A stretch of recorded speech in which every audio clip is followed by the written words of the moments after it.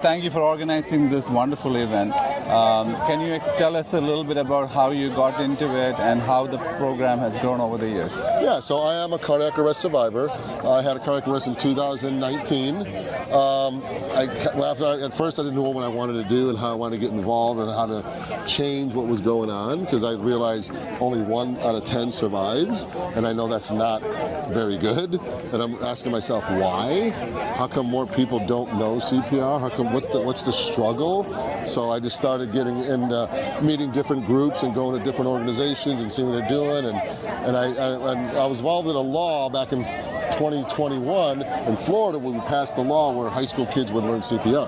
I was so excited. I bought an RV and I went across the whole United States and called CPR in all 48 states. And I was going to spread CPR, and I ended up in DC.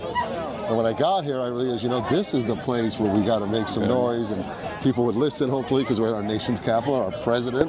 Hopefully somebody will listen. We can get more initiatives and protocols of different life-saving trainings for people, and just get out. And we just come here and do, if we can't get the people to come to us, we're going to come to them. And let's get them on the street and start learning CPR.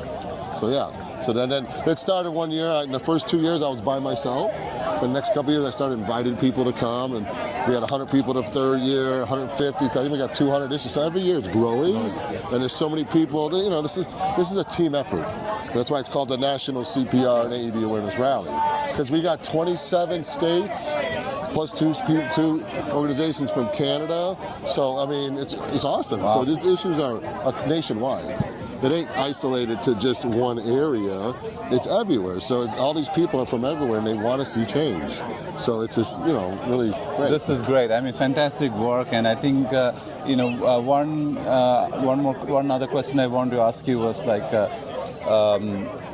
what are the barriers? What do we need to do going forward to get this to the bigger population? Just awareness. We need help by the media to actually explain cardiac arrest correctly. I don't know how many times I've heard news reporters say, "Oh, the person had a heart attack." When then you hear the guy that did CPR to him. Well, we know you don't do CPR on a person having a heart attack.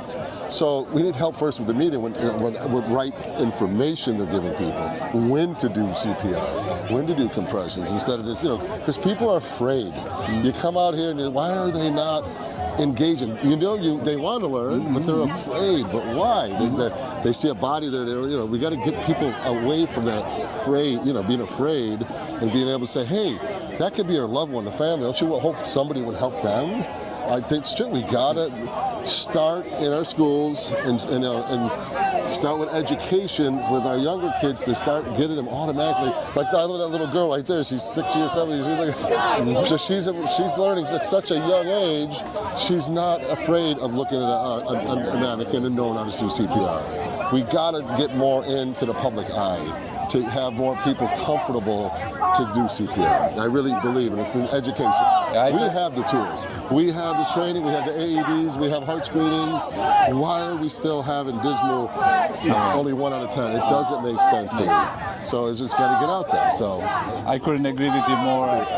Thank you for talking to the Heart Rhythm Society, and we would love to support your initiative and look forward to working together in some capacity. 100%. Yeah.